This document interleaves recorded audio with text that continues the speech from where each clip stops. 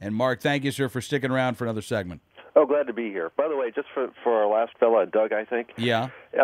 If his receiver marking says 1898, model 1898, it's definitely an 1898. I have seen model 1896s with 1898 dated cartouches on them. So just so we don't confuse the poor guy. All right. Let's go back to the phones here. 1-866-NRA News, 866-672-6397. And we'll talk to Mike, who's in Ohio this evening. How you doing, Mike?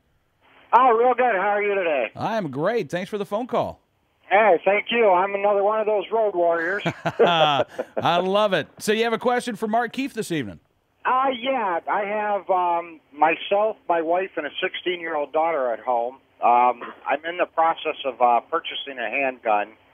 I'm looking. First time. Never owned one before. I'd like something that my whole family can use and that I can leave at home and know that my wife and daughter can be protected, and at the same time that they know all the rules and regulations of safety and all that. So I guess basically, for the first time, I'm looking for something more for them. Mm-hmm.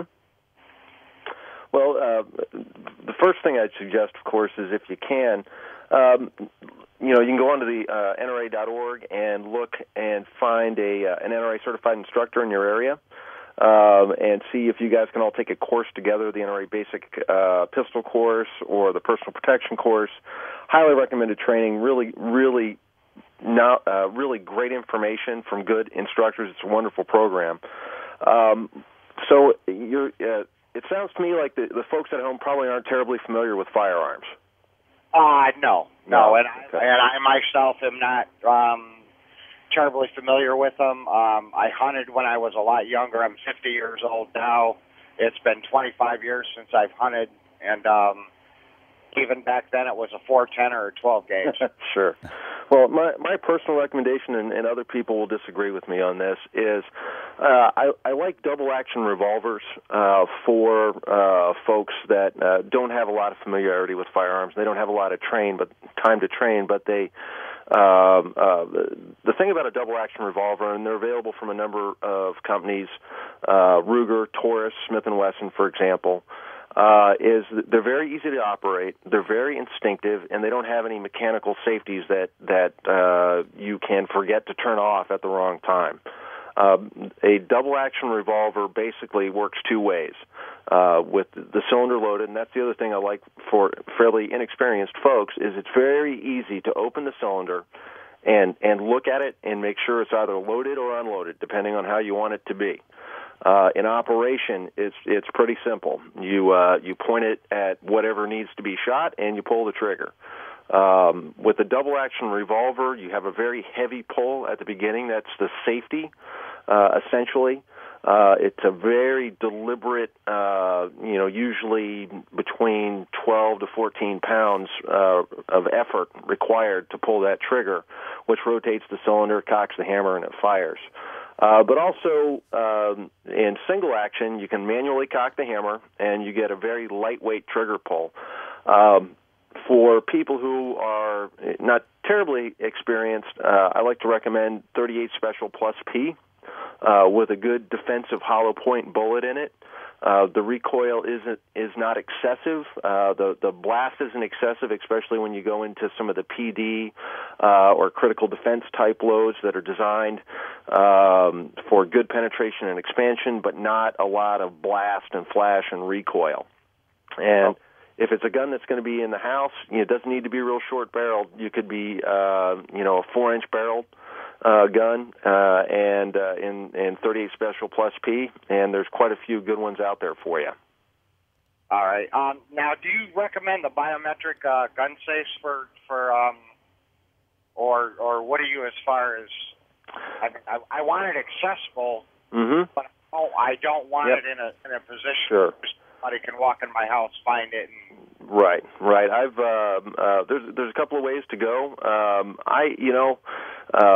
All of mine are mechanical. I've got I've got old ones and I've got new ones from Gun Vault. I like the idea of having a mechanical lock that you can hit.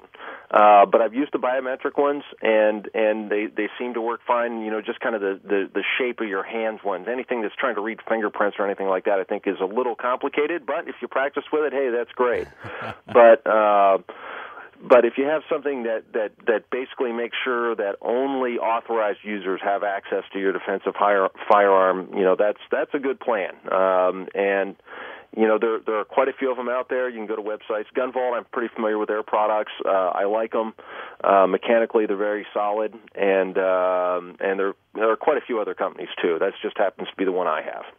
All right. Okay. Hey, Mike, thanks so much for the phone call, sir, and good luck to you. Thank you. Appreciate it. Take Mike care, Mike. calling in from Ohio. Jackie is in New York State this evening. Jackie, how are you? Well, I'm fine. How are you tonight? I'm great. Thanks for the phone call.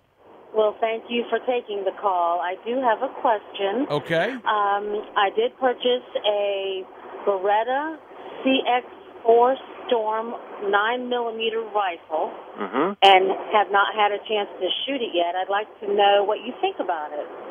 You know, it's funny. I wrote that carbine up for American Rifleman when it first came out. And it's funny, you don't see a lot of pistol caliber carbines anymore.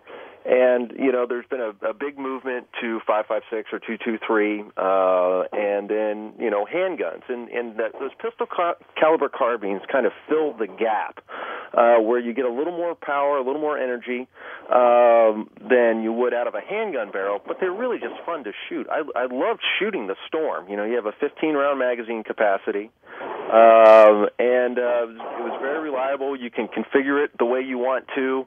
It's kind of got a little bit of an aspect of a transformer, you know, whether you want it to be left-handed or right-handed and where you want your charging handle. And, oh, it's a neat gun and a lot of fun to shoot. You need to get that thing out to the range.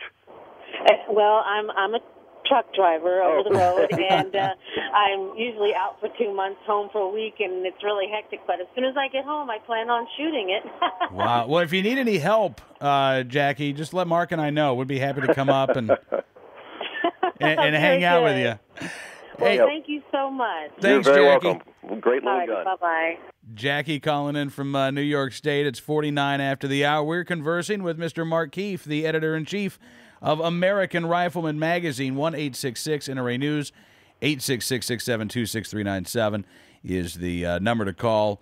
We will take more of your talkbacks here, but I want to take one more phone call first from Dennis, who is in Michigan this evening.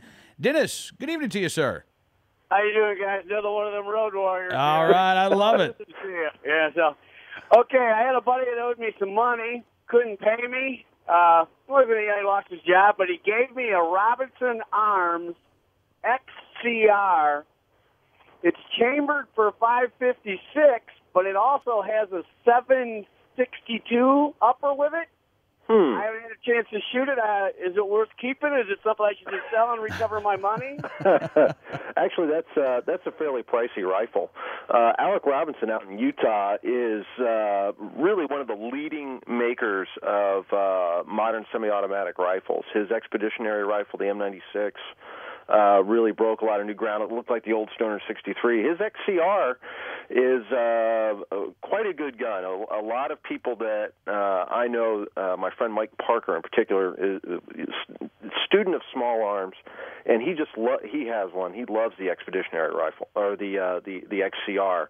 It's I haven't fired it in 7.62. I have fired it in 223 or 5.56. The engineering on the gun is really, really solid.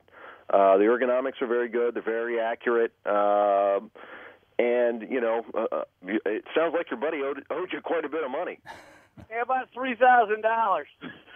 Well, you know, I haven't checked the suggested retail price, but you weren't taken for a fool on that one.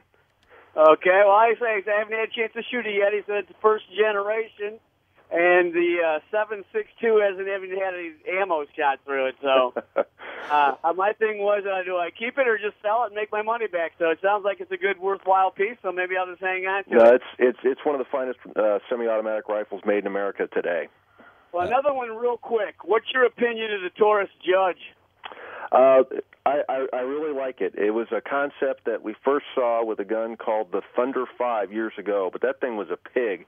And the judge, I'll tell you, I was just down in Florida doing some filming for the TV show, and I actually went and shot skeet with the thing. And from Station 8, and it was really a lot of fun. But I've fired quite a few of them, and it's really a revolutionary concept in terms of a defensive firearm. And the judge is a lot of fun to shoot at whatever, at clay targets or other targets. But as a defensive firearm, you have the option of shooting .45 Colt, but also you have new loads from Federal and Winchester. In particular, there's a Winchester load that has, I think it's 13 or 14 BB shots, and then it's got these discs inside of it that basically they look like, copper-plated lead Menthos is in there. And it's a really devastating personal protection load. I think quite a lot of the judge. I'll be honest with you. I think loaded up for the truck. So, okay, thanks a lot. All right, thanks so much for the phone call, Dennis. I got to tell you, the judge is one of my favorite firearms as well. I think we've got time for one more, and unfortunately, probably do not have time for a phone call here. Here's a question from Dan in Nevada, who wonders, Mark, how much more muzzle pressure is there from the smokeless powder? Is there a maximum grain weight of smokeless that you can use in black powder cartridge-designed guns? Well, that's an interesting. Isn't it, though? You've got to It depends on a number of things, but it depends on what caliber you're shooting, the vintage of the gun that you're shooting. There are modern guns made of better metallurgy than were available when the original guns were made. So the thing to do is to be very, very careful in finding reliable sources for your loading data. Mm-hmm. You can shoot some low-pressure loads out of original black powder firearms, but you have to be extremely careful and really, really trust the source that you're getting your information from, because you can shoot smokeless powder through antique guns originally intended for black powder, but you just have to be very careful. All right, Mr. Keefe, we are out of time, but listen, I want to thank you again for coming on the program. I think I speak for the audience when I say this was an awesome hour of programming, and we would love to have you back very, very soon. Well, I did learn something tonight, and that's, my family's got a couple of retired truck drivers in it, and I knew never to mess with a man's truck, but I sure know that now. Mark Keefe, editor-in-chief of American Rifleman magazine, thank you so much, sir. We'll talk to you again soon.